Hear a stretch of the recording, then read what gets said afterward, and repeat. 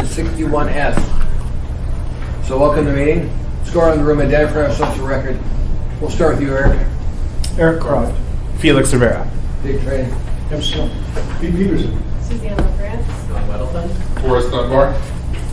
Barbara Jones, municipal clerk. Yes.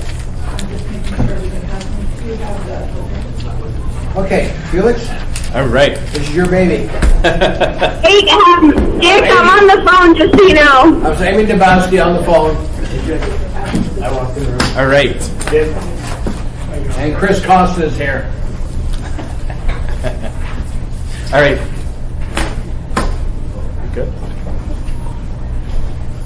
All right. Thank you, Mr. Chair. So, basically, what I want to do today is take everyone through the S version, some of the work that's been done on this ordinance, and then go over some of the concerns that I've heard from the community that I think are going to have a direct impact on the implementation of this ordinance. So, for those who have it, the actual ordinance is the second page of the AM, just in case you're wondering where the heck it is. Have we got the right ordinance? Yeah, so you have both the S version and the regular. So basically, I'll walk you through the changes on the S version. So we added 2 whereas clauses to provide context and emphasize involvement in our processes before, during, and after being appointed as the youth representative. We thought that that was important to put in there. A lot of this was clarifying, so we clarified that this is one person. We clarified the appointment process, that being the commission nominates, the chair of the assembly appoints, and the assembly confirms as a whole. Then we clarified the speaking role of the individual, that being that they are able to be recognized for comment and also participate in questioning witnesses and discussions on issues. And lastly, we clarified how they vote. So that's section A4. They may indicate a yes or no preferential vote prior to the official vote. We modeled that off of what the school board does. We learned that that's the process that they use. We changed the age from 16 to 18 to 16 to 19, basically because some high school graduates graduate at 19, so we felt that would be important to add that in there.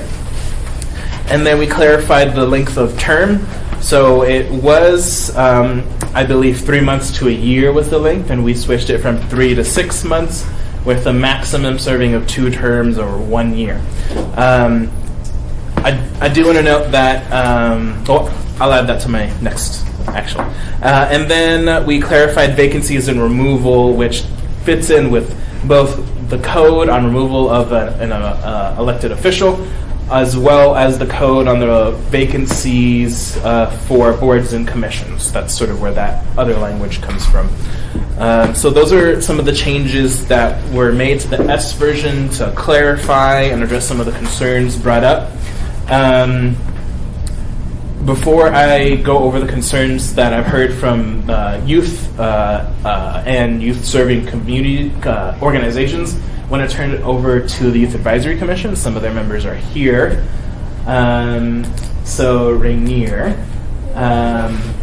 if you just want to speak to the process that the Youth Advisory Commission has taken and what you would like to see in terms of future process.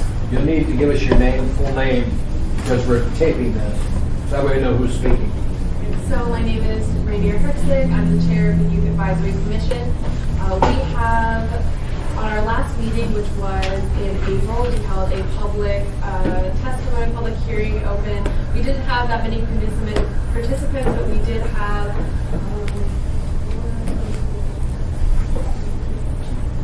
we had 2 people. We had the vice president of the Young Democrats, Laura, I can't remember her last name, apologize, and also Lindsay from AYDC, and they both showed their support for the For the assembly ordinance, though, we were given a lot of critiques for that. So basically, the Youth Advisory Commission is waiting for more feedback from the assembly, more feedback from the public so that we can hold our own work session for this. We want to take it slow. We want to make sure that we presented to the assembly the final time that everything is cleared up, that we are able to answer questions and answer the concerns of the public and the assembly in a way to the best of our ability. So we are currently in a holding pattern. We were going to have a summit that included Tom Beggage, our adult advisor, and we were going to go over the assembly ordinance as well as other youth commission business items, but unfortunately we had to reschedule, so that's why we don't have a solidified plan currently. Tom Beggage is still in session, so he was unable to join us. You do know this is coming in front of the assembly on Tuesday for approval, don't you? I believe. Yes. Yeah. So I'll speak to that. Yeah. I would add, We got some questions from the members. John? Well, I guess that was like, so your recommendation is we postpone this until you have your own powwow on. Felix will address that, yes. How long? Okay, so yeah, basically, both from the Youth Advisory Commission wanting to go through their process, which I think is critical that we do that, and then from youth-serving organizations that see some potential pitfalls in terms of providing the sustainable infrastructure to support this individual. The last thing that we want to do is create this framework, and then the first person that goes through this fails because there wasn't a support structure for the youth representative. So it's been suggested that we hold off until school is back in session, and various groups want to go to the different schools and have like mini town halls at the schools to talk about it and engage the community. So that's the suggestion that I have received, and that's what I would like to do. August or September to bring it back. Your motion then would be to postpone action this item until that date certain, okay? Yeah. So that's Yes, John, and then I'll do that. Chris? Can I direct you to? Go ahead, Ron. So the impetus on this, as I understand it, is that youth in Anchorage don't feel like they have a voice in the community. But I've been on for just over a year, and I don't recall ever hearing any comments on anything that we face from the youth advisory committee. So we have a youth advisory committee, which is tasked with advising us on issues that come forward. So why don't you try that first, doing what you're supposed to be doing? And if that fails, then try to kind of jump in at a higher level.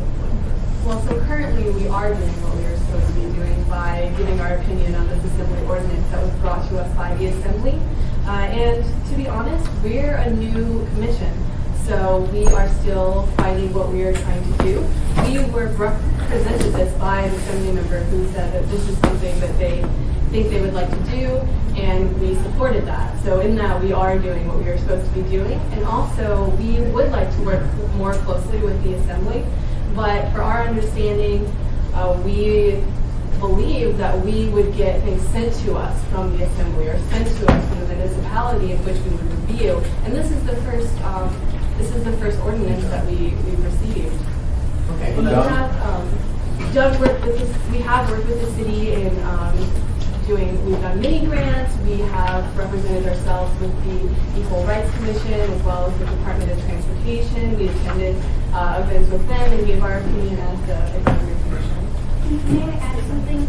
My name is Bryn Morris, and I'm one of the other commissioners. So what I see as the purpose of this is not just to provide youth with an opportunity to speak, because of course there's always some opportunities, but it's to increase the number of opportunities and to increase the number of youth who we have who are involved in a more efficient processes.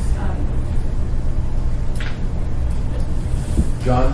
You Well, need it? I appreciate that. So you were waiting to the end of the document. So maybe if we just did that and made sure that there were a binder and it was given to the chair of the youth advisory committee, because the community councils deal with that. They get mailed some stuff, but like the rest of the citizens in Anchorage, you go online, you check it in, and you look at all the documents, and that's the normal process.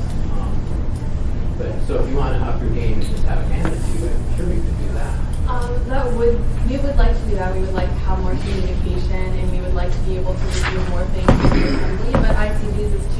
separate issues. So the representative on the assembly is not necessarily a member of the commission. We are not using this as a way to have more power as a commission. We believe that we're supporting a separate issue.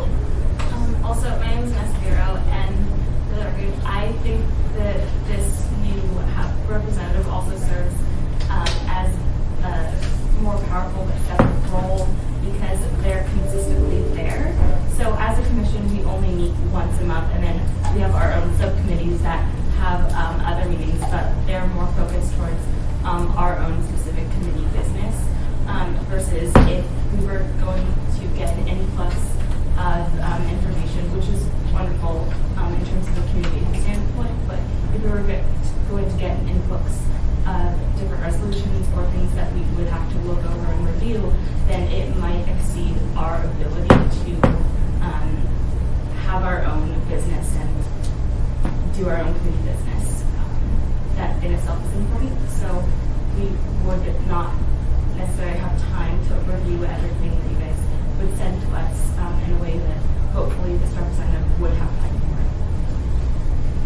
John, I've got other people. No, Chris, right. Okay, thank you. Chris? Yeah, a couple things now. I'm really supportive of this idea. When I was a youth leader in California when I was 17, we fought and successfully implemented a youth member of the state education board. And so I think that any opportunity we can engage young people, and in fact, in Fairview, when we amended our bylaws to allow people under 18 to serve, we immediately had somebody that served on our board, and it helps. And so I would suggest to you that you go through your community councils as well, start to drive your members to participate in their local communities, because local participation is key. And look forward to seeing your ordinance back up in front of us. Tim? I hope, and I haven't been involved in a lot of the legwork on this, but I hope there's been some discussion as to what time commitment is necessary, both what our expectations should be and what the students applying for a position should expect. And so we can adjust certain parts of it, but it seems to me when you start out, you've got to have some agreement as to what kind of time commitment. Right. And can I respond to that? Felix?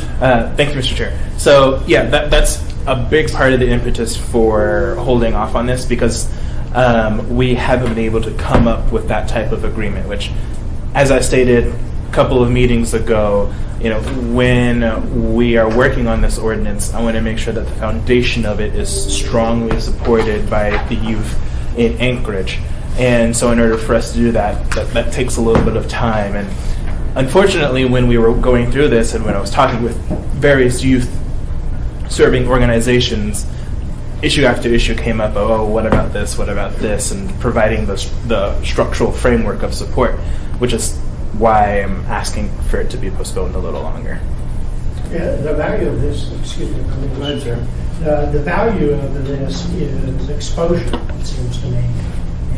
And so not so much that we're looking for more labor to do work, but to get perspective and to provide a forum for exposure for the students.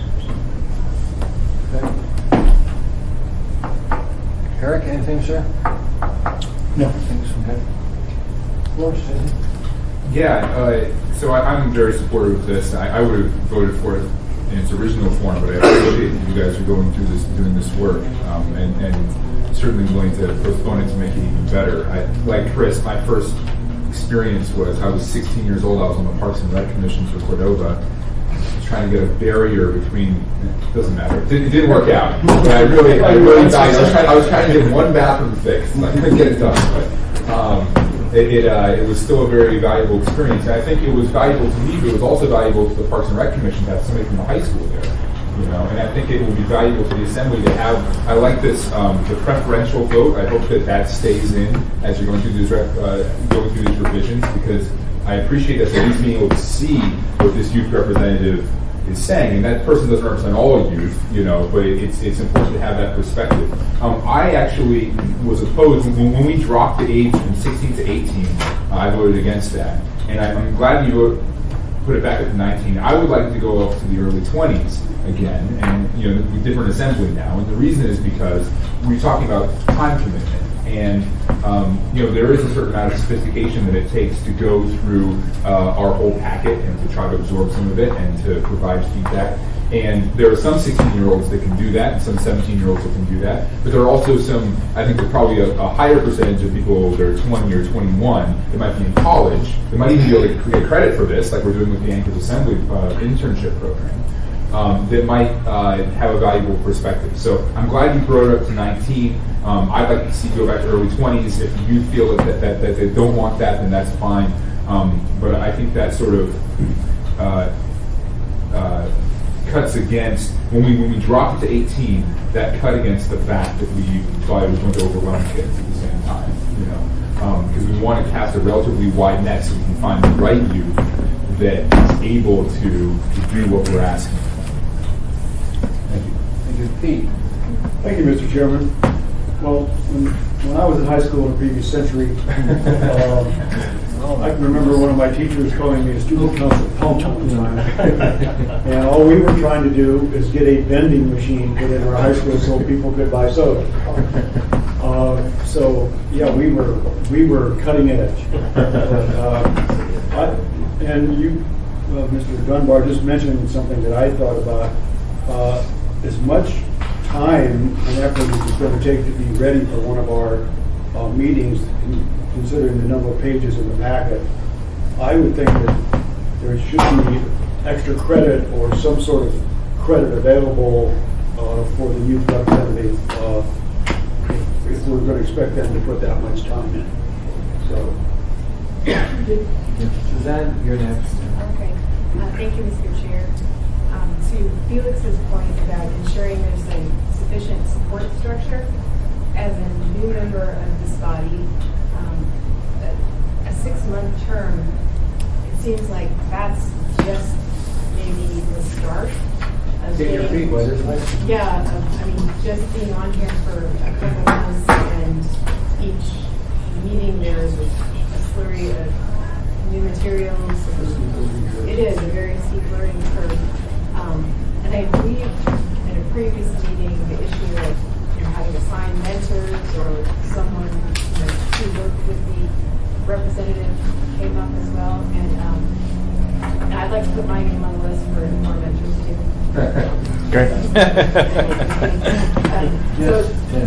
No, hold on. Suzanne, what was this? Oh, no, I just... I'm sorry. Oh, my second point was just like, Mr. Dunbar, you had mentioned something about the Anchorage Assembly internship program. Not to be off track, we have one? We, so I kind of ad hoc started one last year, and then me and Felix are working to formalize it. They'll get credit. Okay. If you guys want an intern, we should be able to have it this coming semester. I think we have. Yeah. We're moving through the class. Go ahead, Barbara. We need to put in a little plug here. Next, 2 weeks from today, June 23rd, we have Assembly Aid 101. We're inviting the interns for Felix and I think Eric and Forrest that have interns. And then we're going to have a little open house where the assembly members can come and meet persons who want to be interns or assembly aides. So that'll be on June 23rd, and I think we're starting at 11 and going until 12:30. And Suzanne, keep in mind, as I told you guys when you first came on, we do not restrict who you hire. That's up to you. Right. What they do is up to you. They're more of an aid than an intern. No, but we're going to have interns. It's hard to Yeah. figure out what we want to call them, but it's what they are. Yeah. Yes, And Forrest. Felix. Thank you, Mr. Chair. So I know we're getting a little bit off topic, but yeah, speaking of interns, if everyone that's interested could attend that on the 23rd, that'd be great. And then I am collecting all the information on numbers of interns so I can coordinate with our team. So feel free, those folks who want more than one intern, that's great. But if that could somehow find its way through me, maybe through Barb, and she can get it to me, all those numbers. Anything else? Yes, sir. Yes, I would just like to address the topic of the supplementary to representative group is inactive. I don't think that needs to be part of the code at all. That could be something just happens the tree. Yes, so I can put in language in code for supplementary. That's one thing. Just an idea, and it may have already been thought of, it seems to me it might be appropriate to tie a term or a period of time for the student members to either a quarter or semester, such that maybe they can get some high school credit for it as well. We're good. Of course. Yeah, and Eric, you might want to speak to this, but I think Suzanne actually made an interesting point too, and the youth maybe will want to get their perspective on this, but maybe 6 months is too short a term. I'm not sure what a school year is exactly, or maybe we want it to be a full year, but I think we kind of want to err on the side of being a little less restrictive on the time, on the length of the term. Felix? Eric, how you? Well, yeah, just Felix had 10, I'm trying to 21. Go ahead. Thanks. Go ahead. Thank you, Mr. Rivera, Mr. Chairman. I was thinking this whole time slowly about Mr. Wellington's point. It seems to me, I mean, the Youth Advisory Commission meeting monthly does a lot of good work, but it's hard for them to sync up to our schedule. You know, with a monthly meeting and the packets we just got Wednesday for a Tuesday meeting. Well, you know, in what ways do they give input on all of our agenda items when it comes out with about basically a week's notice? Some things, right, on contracts have a required month long, but a lot just pops in and they're done. I think it functions more in the advisory to the mayor, and appreciate this mayor revitalizing this thing. They're supposed to advise both of us. I just think the mechanism works easier advising the mayor than it does us, because of our schedule, because of the way things come on. And what you really need, and the reason for this, to have us have the input, is somebody who can sit there and read the packet and gets the packet and testifies each time and participates in that way. And that's why. So it's sort of, you'll have the Youth Advisory Commission doing all the things it does with a broader group and working with the mayor as well as us. But then you'll have this as well. So I don't see them as competing, or that this is an indication of that this can be replaced by, or as an indication of failure of the Youth Advisory Commission, but rather that it's a better way to give us that input. Chris? Can I just respond to that? I totally agree with you on the difficulties in responding to this when you have such short notice. 30-something community councils have dealt with that for decades. That's where it works. That's the entry level to city government. If you want to learn how to participate, you go to your community council and you participate. It is a big challenge. Dealing with this stuff rapidly, the community councils do that. We have a system for people to be involved. It's a very good system. It's challenging. And we get comments from community councils frequently. Yeah, so when this question came up about allowing community councils to have it was on the agenda and it was moved to, it's optional, you know, councils can opt for it, they don't have to do it. I could never, for the life of me, understand what the downside is. Does anybody know what the downside is to this? Some entrenched people in community councils that quite frankly think people under the age of 30 should be not seen or heard. Okay? I went through it. That's the reason they make it optional. That's Chris, we would have never gone it through had we made it mandatory. No, I understand We had that. to make it optional. I don't mean that, but I mean like this, for an example, or any opportunity when we have to hear from a regular voice of somebody who's vetted and approved and who's youthful and energetic. I don't understand what the downside is, I guess. You have a choice to vote when it comes to permits.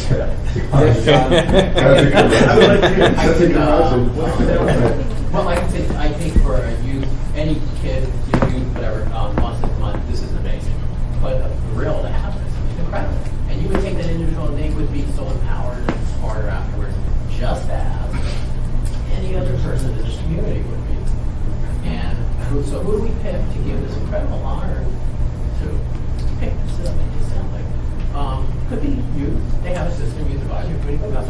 advisory committee. Why not that? Why not that? You know, we're all getting older, we're heading that way.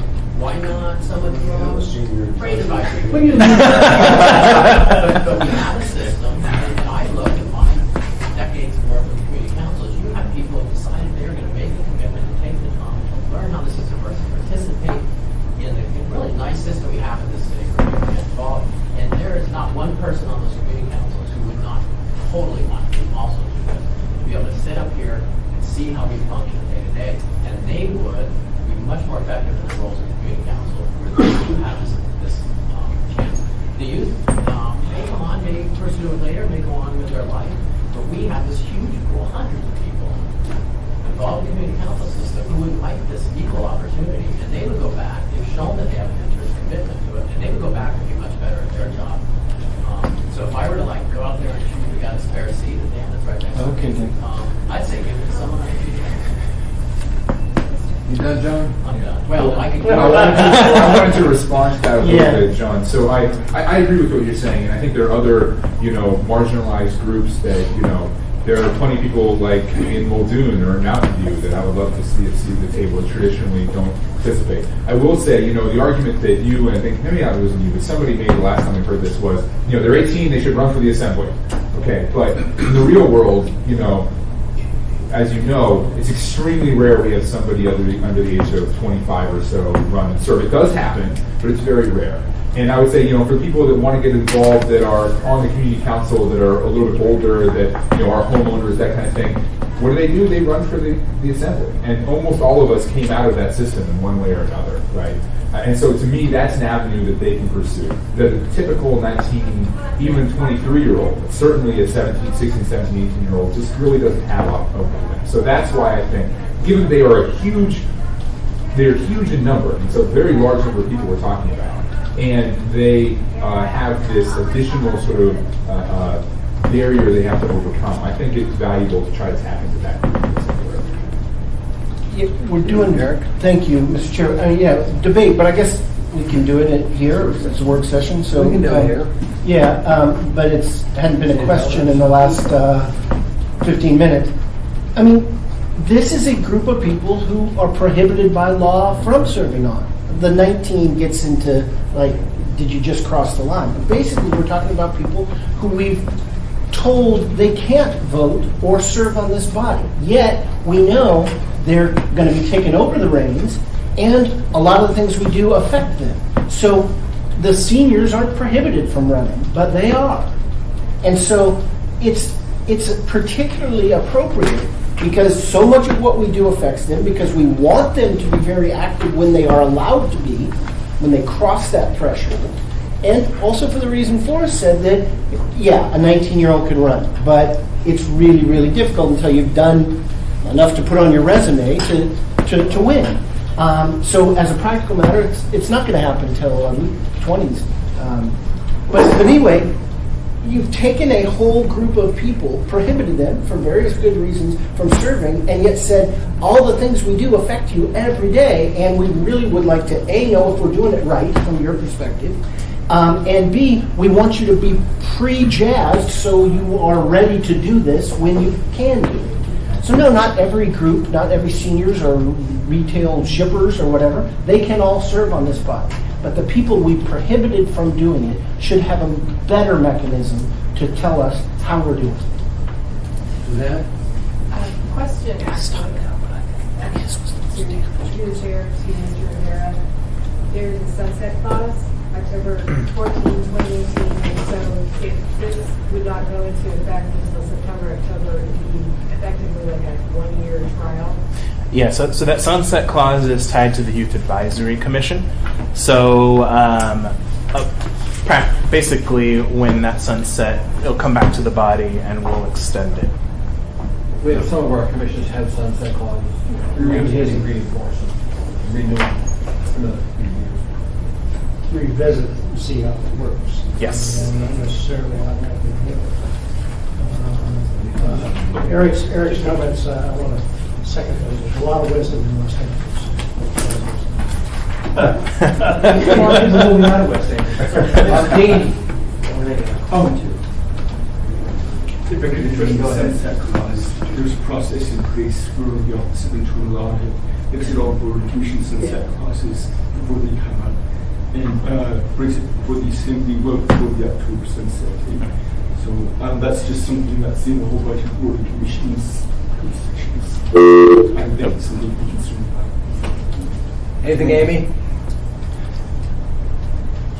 You just disconnected her. Anything else from anybody on this? You guys have a comment?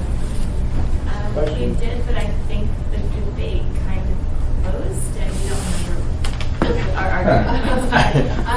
I know that one of the biggest things that came up was a lot of people talking about the other disadvantaged groups in Anchorage, and I think Mr. Kopp brought it up very eloquently, is that the youth aren't allowed to go, and even if you had somebody that was above the age of 18 who could run for office, the point is that they are representing a group of people that are unable to vote. Even as a Youth Advisory Commission, I'm 20, I'm turning 21, we have people that are in college, they can vote, but what we do as a commission is we take our ability to vote, we take our older status, and we support those who cannot. And that's why we believe that there should be a voice on the assembly, because you represent the community, but you represent the community that votes for you. And we never think that it's a bad idea to get some advice from people who didn't have a say in their position. Yeah, what she said. That was what I said. Any other comments? Work session's over with. Felix, you got to pick a date for this to go back in front. Yes, sir. Make the motion tomorrow night. I mean Tuesday. Tuesday, yep, I will.